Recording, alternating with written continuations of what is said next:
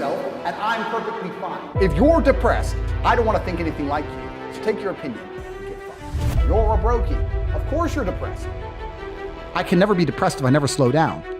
Speed is extremely important. Speed defies gravity. How does a plane fly through the air and defy gravity? Speed. It's moving too fast to fall.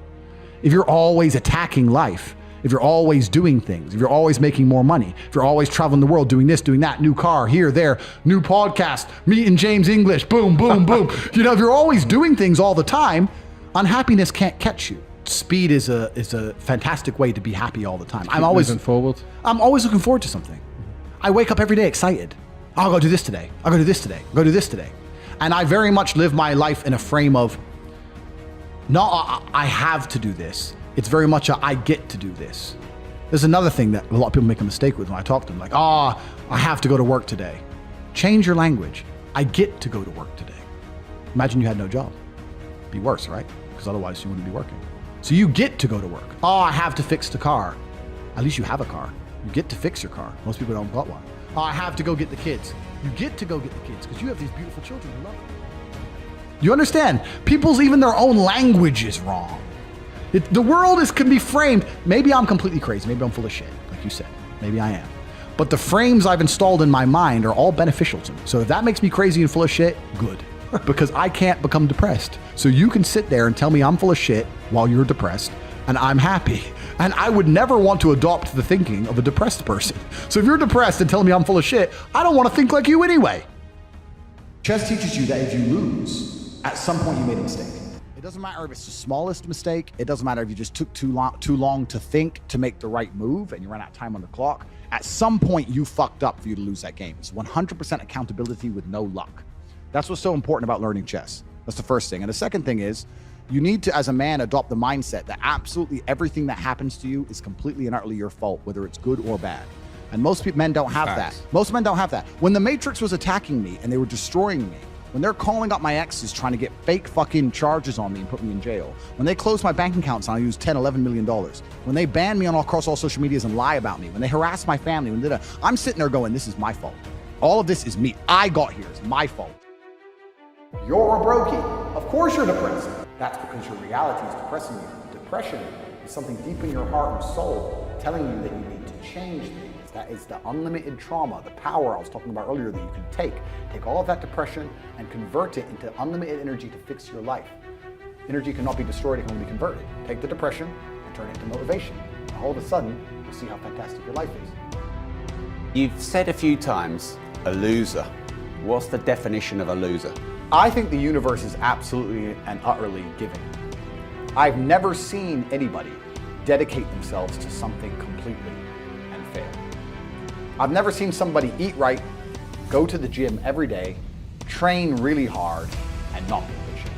I've literally never seen it. The universe is extremely giving. If you actually try, and you actually want it, and you're actually not making excuses, lying, talking shit, you're gonna get what you want. So when I see people who don't have what they want, I consider them losers. And this may be elitist, I understand that. But if I put myself through endless pain to end up where I am, it's very hard for me to have sympathy on the man who's afraid of pain. You're avoiding pain. I've been through endless. I now have everything I've ever desired. You have none of the things you desire. Am I supposed to feel sorry for you? Because you took the easy way out? Am I supposed to look at you and go, oh, poor dude? No, you were a fucking coward. I'd kill myself. It gets to a point where it just ain't fucking worth breathing anymore. I'm gonna believe in that bollocks.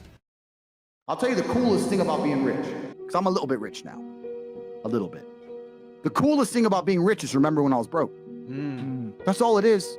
Having money in and of itself really isn't that interesting. No, you buy the house, you buy the car, you buy the watches, you buy some clothes, blah, blah. It's boring. It's only cool to sit there with my brother in the fucking Nurse restaurant with Salt Bae being an idiot, spending 15 G's and saying, do you remember when we didn't have a penny? Right. 15 grand for dinner? We never had 15 grand in our savings account in our lives. Damn. Do you remember that time we were living off those 10p packs of noodles for 2 weeks? Do you remember? You need this juxtaposition. There is no light without dark.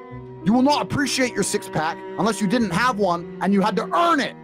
That's how the world works. So when I talk to these dudes like, oh, but it's, you know what, Tate, yeah, I agree, but you know, it's hard. Of course it is, it's supposed to be. And if you're not cut out for it, then fuck off and live a normal existence and die.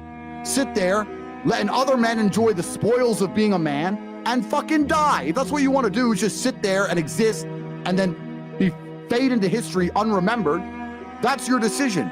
If you want to level up your character, then you need to get out here and do it. You need to be around brave men. You need to get some balls. You need to get your network together. You need to be paying attention to things like the Fresh and Fit podcast. Listen to the truth. Humble yourself. Stop sitting there with an ego. Realize you ain't shit. Most of you fuckers could go look in the mirror right now, and if you were totally honest with yourself, go look in the mirror and be honest with yourself and say, if I was a hot bitch, would I fuck me? And the answer for most of you is no. So you can't be mad at women. They've got eyes. They see the same shit you see right now. And they just don't, the answer's fucking no. You ain't got shit worth fucking, my friend. When they look at me, they're like, okay, yeah, all right, fuck it. It is what it is. That's the game. But I made myself this way. I wasn't born this way. I absolutely and utterly made myself this way. And any single one of you men out here can do the same thing. I don't want to plug too hard, but inside the War Room, this is what we teach. The War Room is the only organization in the world in which we kick out members every single month.